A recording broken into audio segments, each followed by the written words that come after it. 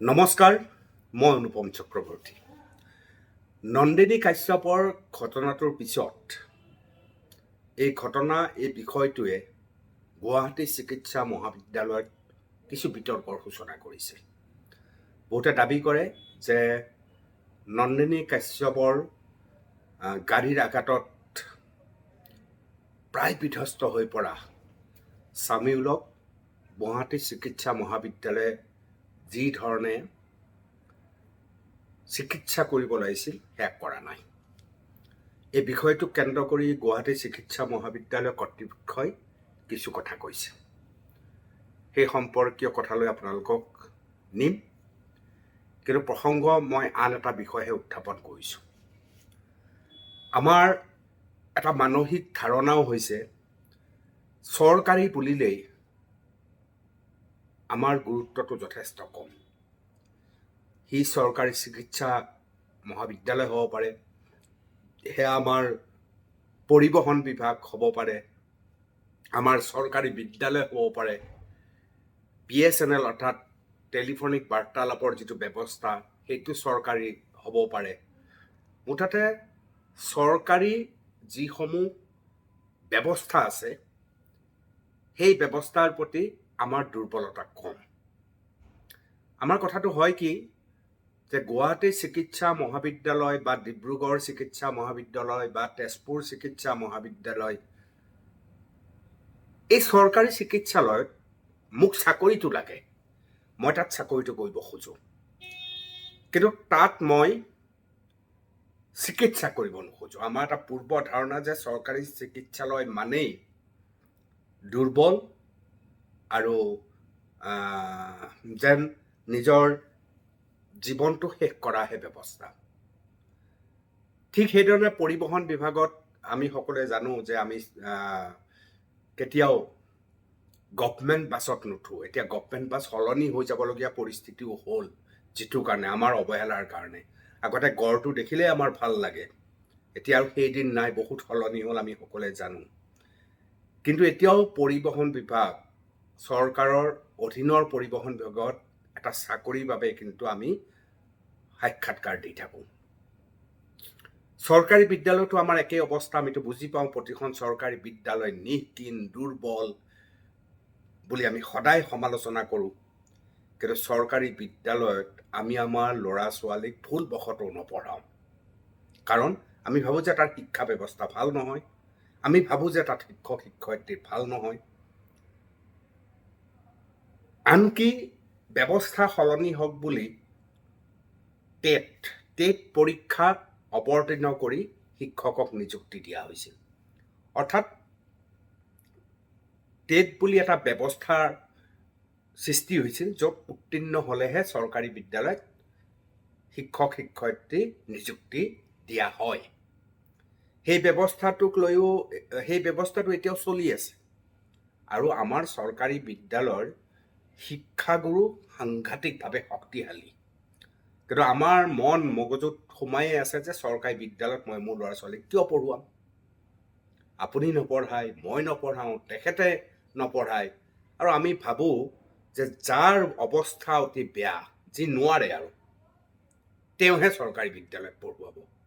অৰ্থাৎ আমাৰ দৃষ্টিভংগীটো হৈছে যে দুপৰীয়া ভাত খোৱা স্কুলত পঢ়াই মোৰ ল'ৰা ছোৱালীক মই ধ্বংস নকৰোঁ। অথচ সেইখন বিদ্যালয়ত সেই ব্যৱস্থাত শিক্ষক বা শিক্ষয়িত্ৰী হ'বৰ বাবে ঠেলা হেঁচা কৰা মানুহৰ অভাৱ নাই। নহয়নে বাৰু কথাটো অকল মই মোক নিজক টানি পেলাইও কথাখিনি কৈছোঁ। গুৱাহাটী চিকিৎসা মহাবিদ্যালয়ত মই জনাত সাংঘাতিক পৰিৱৰ্তন হৈছে। আৰু সেই গুৱাহাটী চিকিৎসা মহাবিদ্যালয়ত এতিয়া চিকিৎসাজনিত কাৰণত বহু ক্ষেত্ৰত আপুনি নিৰাপদ আৰু আৰ্থিকভাৱেও আপুনি সকাহ পোৱা এটা গুৱাহাটী চিকিৎসা মহাবিদ্যালয়। মই এনেকুৱা কোৱা নাই, বহুতে এইটো কথা নক'ব যে গুৱাহাটী চিকিৎসা মহাবিদ্যালয়ৰ ওপৰৱালাৰ লগত মোৰ সম্পৰ্ক আছে বা ডিব্ৰুগড় চিকিৎসা মহাবিদ্যালয়ৰ ওপৰৱালাৰ লগত মোৰ সম্পৰ্ক আছে, সেইবাবে মই সুবিধা পাওঁ, আনে নাপায়। অৰ্থাৎ আমাৰ এটা ধাৰণাই হৈ গৈছে গুৱাহাটী চিকিৎসা মহাবিদ্যালয়, ডিব্ৰুগড় চিকিৎসা মহাবিদ্যালয়ত কাৰোবাৰ চিফাৰিচ লাগিব, কোনোবাই কৈ দিব লাগিব শক্তিশালী মানুহৰ নাম ল'ব লাগিব। তেতিয়াহে গুৱাহাটী চিকিৎসা মহাবিদ্যালয় কৰ্তৃপক্ষই বা আন চৰকাৰী চিকিৎসাৰ কৰ্তৃপক্ষই কাম কৰে। এই কথাটো বৰ বিশ্বাসযোগ্য নহয়, আজিকালি নহয়।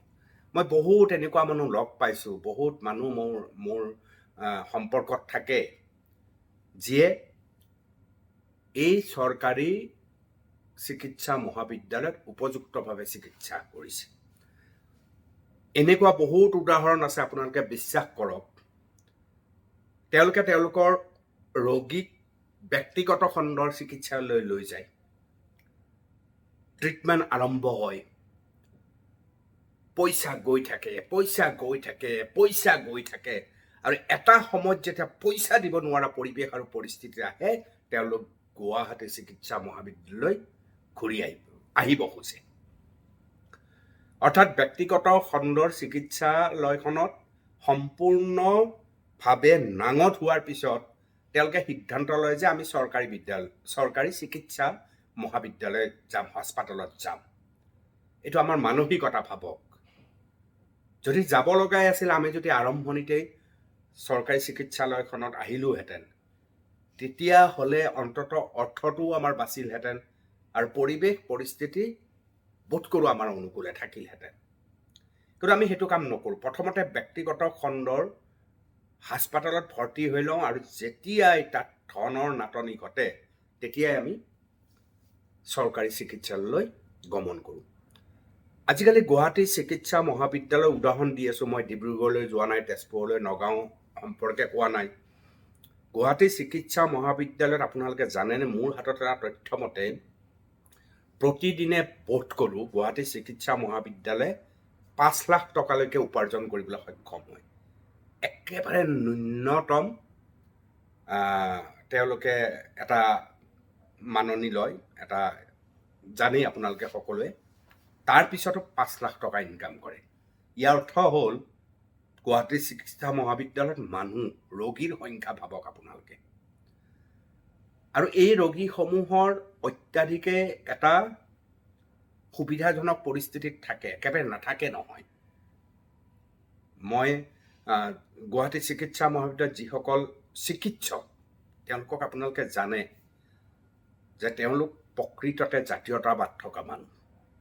ৰোগী আৰু অভিভাৱকৰ সৈতে এটা আৱেগিক সম্পৰ্ক কেনেকৈ ৰাখিব লাগে, মই ভাবোঁ চৰকাৰী চিকিৎসা মহাবিদ্যালয়ত চিকিৎসকসকলে বেছি ভালকৈ অনুভৱ কৰে। এই যে আমাৰ এটা দৃষ্টিভংগী, চৰকাৰী চিকিৎসা ব্যৱস্থাটো এনেকুৱা, চিকিৎসকবোৰ এনেকুৱা, নাৰ্ছবোৰ এনেকুৱা, এই কথাবোৰ শুনি তেওঁলোকে খুব হতাশ হয়।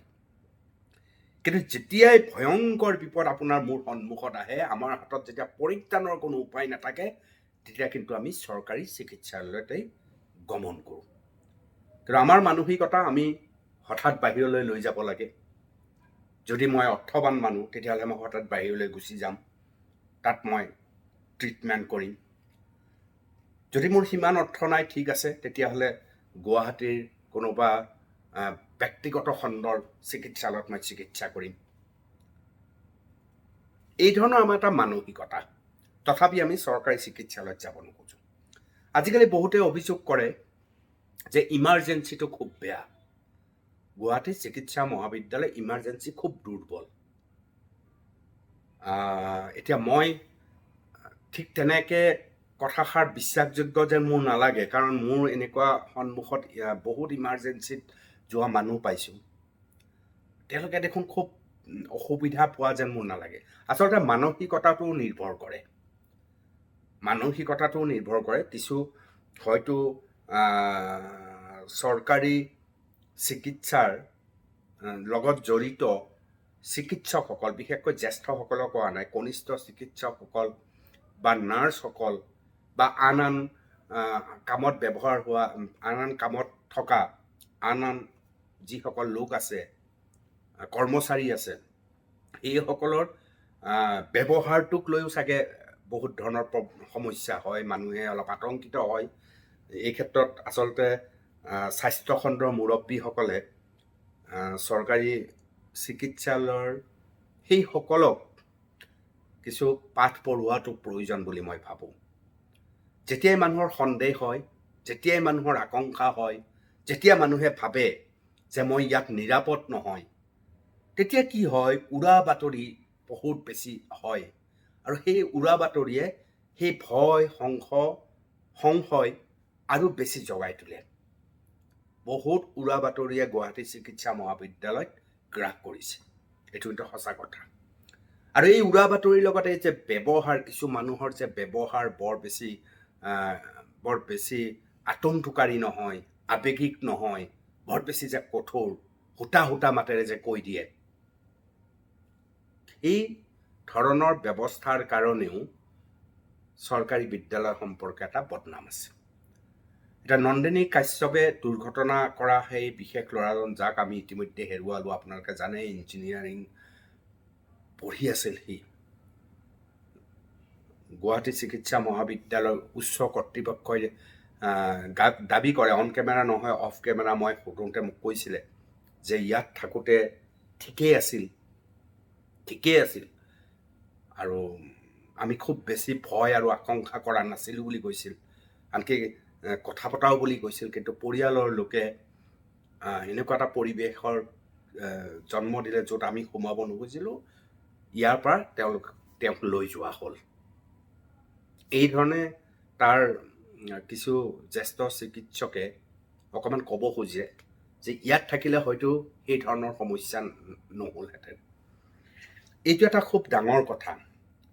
আমিও আমাৰ দৃষ্টিভংগীৰ পৰা আমি চিন্তা কৰা উচিত যে যদি আপুনি ৰোগীজন তাত ভৰ্তি কৰিছে,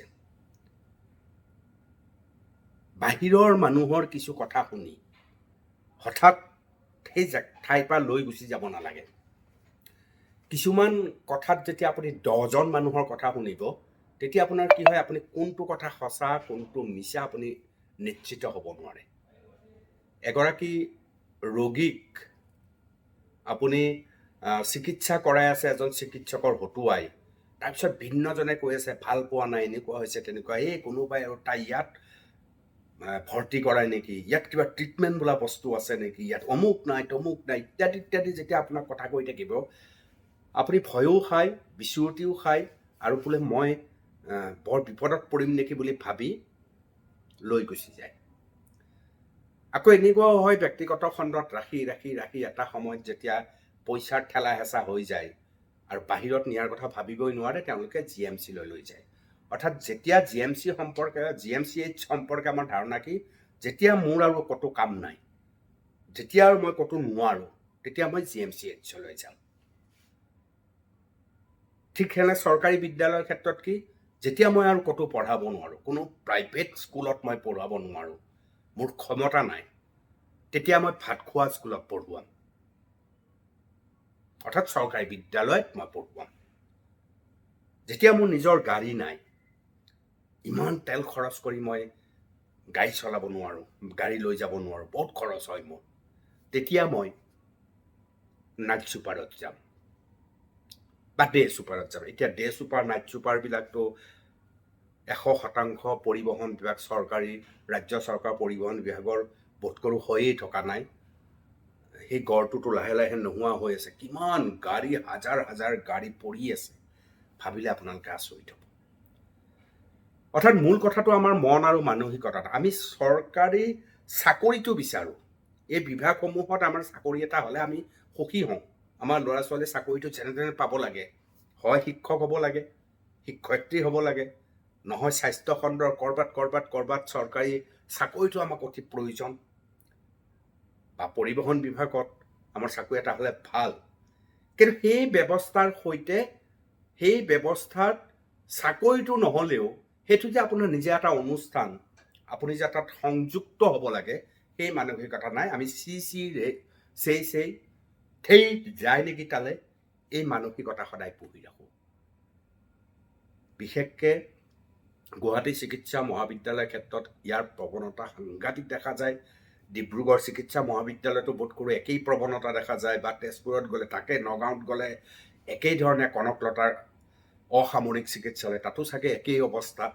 তো মন মগজুত আমাৰ এইটো হৈ গৈছে যে চিকিৎসা ল'ব লাগিলে আমি ব্যক্তিগত খণ্ডত ল'ব লাগিব, পঢ়ুৱাব লাগিলে আমি ব্যক্তিগত খণ্ডৰ বিদ্যালয়ত পঢ়ুৱাব লাগিব, উঠিব লাগিলে আমি ব্যক্তিগত খণ্ডৰ গাড়ীতে উঠিব লাগিব। চৰকাৰী বোলা বস্তুটোত কেৱল আমি সুবিধাটোহে ল'ব লাগে, আমাৰ কৰণীয়, আমাৰ কৰিবলগীয়া, আমাৰ দায়িত্ববোধ একো নাই। এইটো এটা আমাৰ দৃষ্টিভংগী, আৰু এই দৃষ্টিভংগীৰ লগত কোনোবা চৰকাৰৰ কোনো সম্পৰ্ক নাই। যি চৰকাৰেই নাহক, যিয়েই নাথাকক, আমাৰ দৃষ্টিভংগী তেনেকুৱাই। প্ৰথমতে আমি নিজৰো সেই দৃষ্টিভংগী সলনি কৰিবলৈ হ'লে এনেকুৱা দৃষ্টিভংগীৰে আমি আমাৰ য'ত সুবিধা তাতেই কিন্তু আমি কুঠাৰ মাৰিবলৈ চেষ্টা কৰিছোঁ। আজি চৰকাৰে সিদ্ধান্ত লৈছে যে ব্যক্তিগত খণ্ডৰ হাস্পাতালে এজন ৰোগীক মৃত্যু হোৱাৰ পিছত বেছি সময় হাস্পাতালত ৰাখিব নোৱাৰিব, পইচা নিদিলেও ৰাখিব নোৱাৰিব। যদি পইচা ৰাখি থয়, যদি আৰক্ষীৰ কাষলৈ যায়, তেওঁলোকক ফাইন লগোৱা হ'ব, তেওঁলোকৰ লাইচেঞ্চ কেঞ্চেল হ'ব পাৰে। এইটো এটা মানৱীয়তাৰ কথা। সিদিনা মই তেনে এটা ৰোগীৰ পৰিয়ালক লগ পাইছিলোঁ। মোক এখন বিশেষ হাস্পাতালত তেওঁ আছিল, আৰু তেওঁৰ পৰিয়ালে কৈছিল যে অৱস্থা নাই, আৰু হাস্পাতালখন কৰ্তৃপক্ষই মোক জনালে যে চৰকাৰে আমাক এটা বান্ধি দিছে, তাৰপিছত আৰু আমি ইয়াত ৰাখিব নোৱাৰোঁ, কাৰণ আমি বহুত টকা পোৱা নাই, আমি আৰু ৰাখিব নোৱাৰোঁ, ইয়াৰ পৰা নিব লাগে। পৰিয়ালটোৰ মুখলৈ চাই কাকতি মিনতি কৰি মই গুৱাহাটী চিকিৎসা মহাবিদ্যালয়ত ভৰ্তি কৰাবলৈ সক্ষম হ'লোঁ। আৰু ইমান বেয়া অৱস্থাত গুৱাহাটী চিকিৎসা মহাবিদ্যালয়ত আহিল, পুনৰ জীৱন আৰু সম্ভৱ নহ'ল। আপুনি যদি খবৰ ৰাখে গম পাব, এনেকুৱা ধৰণৰ বহুত ঘটনা হয়।